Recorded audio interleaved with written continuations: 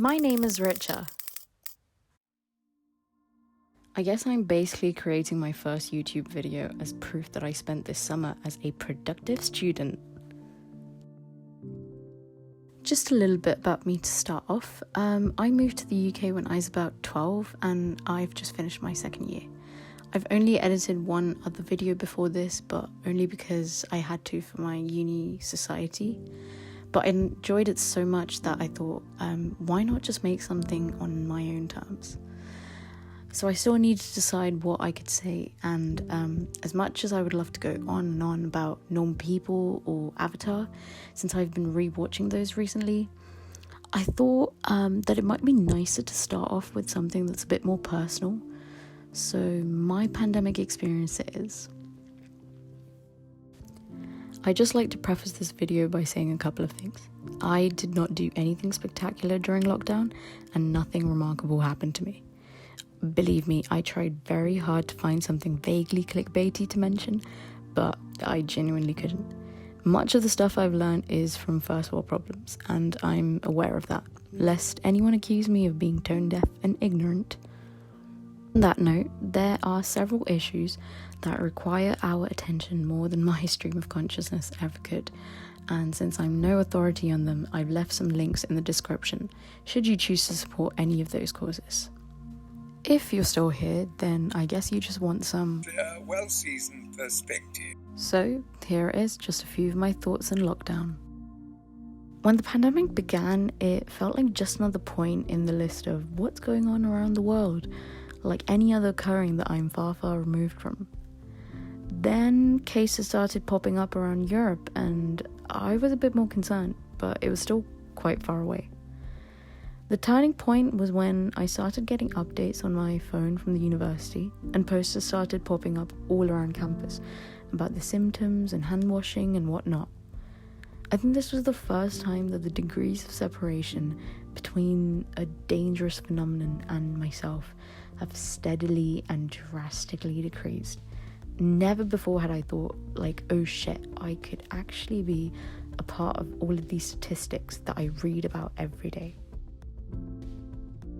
I was already at home when lockdown began, which significantly expanded my horizons for keeping up with Corona.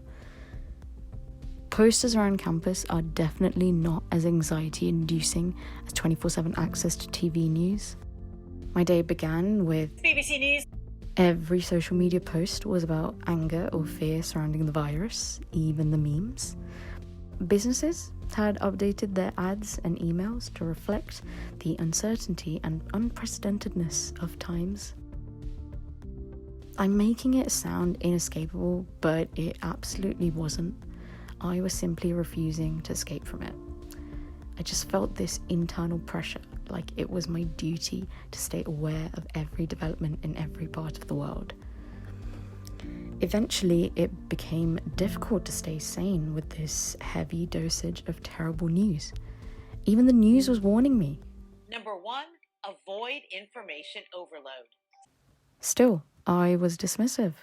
Shut up about this. Shut up!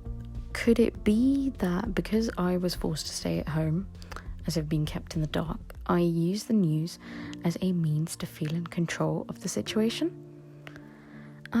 Not quite. To be honest, whilst I kept watching the news, I was actually focusing on those who weren't keeping up as much. I was absolutely furious that there could be an attempt to reduce the stress that comes along with this pandemic. And there were several coping mechanisms that I was just fuming at. To me, it was like they didn't realise that the people on the front lines didn't have the option to switch off, whilst we could use this lockdown as an extended summer vacation. There were people across the world who had to make a deal between starvation and COVID-19, whilst we had cupboards of snacks at home. I didn't quite put it together at the time, but I was feeling incredibly guilty about this privilege. No matter how much gratitude I could express, the news continued to give me reason to remain guilty. Plus, beyond some donations, I didn't really contribute much to the pandemic efforts. Draining myself through this constant vigilance was just me trying to assuage my guilt, that although I wasn't doing anything to help, at least I wasn't not doing anything either, somehow.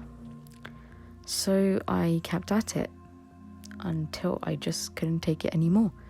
I had assignments to plan for and lectures to catch up on, but after starting each day with bad news, it was quite impossible to focus on those things.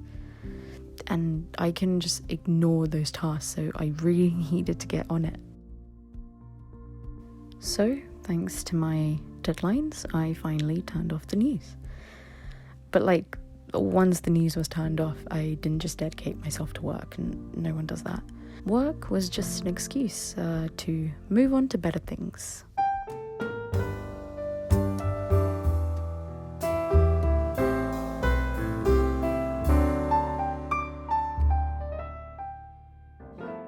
As my mood improved, my guilt definitely took a backseat.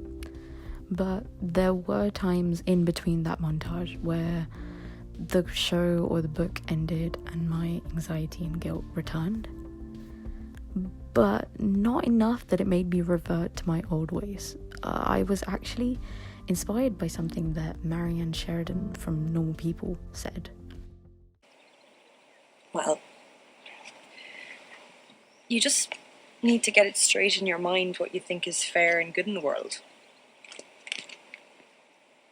And if you think that people should be able to go to college and get English degrees and go to Europe and look at art, then you shouldn't feel guilty for yourself because you have every right to.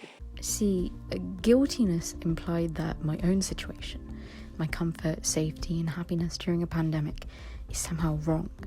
If it was wrong, then depriving myself of at least some part of it was the right thing to do, and the people that weren't doing so were obviously behaving badly. Except, my situation is not wrong. I'm in a position that everyone is entitled to be in. Of course, there are people worse off than me, but this unfortunate imbalance doesn't make my guilt a righteous response. And there's no justice being served by my decision to remain constantly vigilant to the point of self-detriment. I was simply using this behavior to maintain a sense of moral superiority over people who weren't acting like me, who in reality were just doing their best and looking after themselves and their loved ones. You might say, Richard, couldn't your guilt at least be useful by influencing you to act more charitably? No, I don't think that guilt inspires charitable sentiment. Guilt can simply be addressed by depriving yourself of the wrongfully acquired trait, which is what I attempted to do. Charity, on the other hand, I'd like to think comes from a sense of compassion or a sense of duty towards fellow human beings, and that can be addressed by donating with a bit of research and no need to torture oneself. I say this because I noticed myself paying greater attention to charitable causes and contributing to them when I wasn't obsessing over the news. I think once I'd acknowledged that what I was doing before helped absolutely no one, I was taking note of actually meaningful ways to make a difference. But it could also have something to do with how despairing the news can be. So when you're consuming a lot of it, you feel so cynical that you don't really feel like doing anything. Possibly.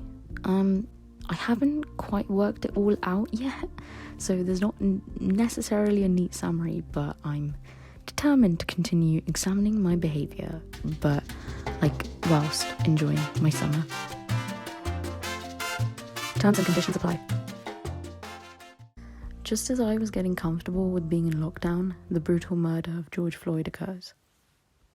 I wasn't surprised by the police brutality, but I was surprised by the scale of protest action that followed it. A number of things struck me, and I find that the best way to talk about it is to break it down into two segments: my response to the protest action and my position in this movement. Surprise, surprise, I have never been part of a protest movement. I've only known them through historical accounts, dystopian stories, or social media. I've occasionally gone down a Tumblr or Instagram rabbit hole where you find these nicely explained bits of Black history or feminist theory, etc., etc. And that's always enlightening, but ultimately saddening. Those posts would always light a fire in me, and I'd imagine that when I got older, I would join those protests. I'd chant and I'd occupy the streets and just fight injustice. I'm grown now, and important movements have waxed and waned before my eyes, and I have always prioritized a test, or just excused myself due to a lack of convenience. I've distanced myself from protest activism whilst being in awe of it. This time around, when I saw my peers out and about in the crowds that I'd imagined myself in, I had to ask myself, Richard, why aren't you out there? And I think I've worked it out. See, I place a lot of value in having a distinct voice.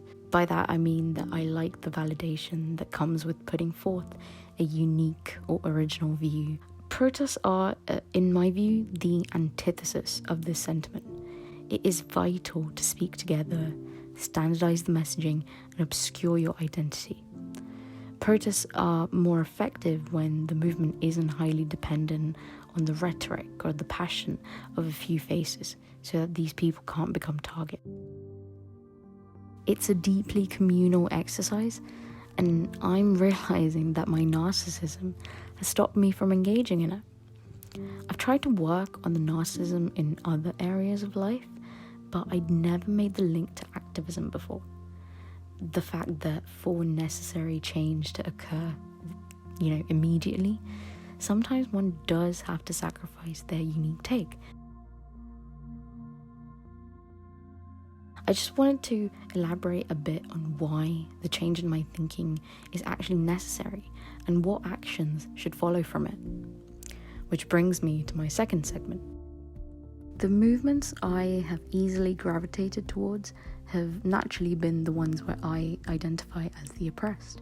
But there's many ongoing issues that I am more removed from, and I tend to engage with these on more of an intellectual level, where there's a lot of learning but not much doing. When it comes to racial injustice, specifically anti-black sentiment, I certainly am not the oppressed, and I am fully aware of this, but this was the first time that I realized the gravity of the fact that I could potentially be classed, if not as the oppressor, at least as siding with the oppressor. This being the case, I need to hold my actions to a higher standard, certainly higher than the benchmark of, let's say, if I read and listen to a good enough number of black voices, then I'm definitely being anti-racist. The issue with accepting this level is that, as put across by Saida Grundy, it absolves us of the responsibility of dismantling the institutions that continue to oppress the black community, which will remain no matter how enlightened we all are. The example Grundy uses to illustrate this point is the focus on toppling racist statues, and this action being incomplete if not complemented by changes to, let's say, curriculum, so that black history is given its rightful place. My intellectual engagement is only half the job done, and it would be disingenuous to deem myself as non-complicit, as anti-racist, if I don't take the necessary steps to go along with it. Witnessing this particular resurgence of the Black Lives Matter movement made me realize that I had become quite complacent about my commitment to social justice. So, now that I've done a lot of reflecting, what actions should follow from this? My aim is to be more consistent with taking direct action rather than waiting for some external force to remind me. Secondly, join in. Don't always look to make a new point. Points have already been made by several before you and several around you. They need to be supported and amplified and reiterated. That, to me, is what non-complacency would look like, especially in cases where I'm not the one who is being targeted by oppressive structures.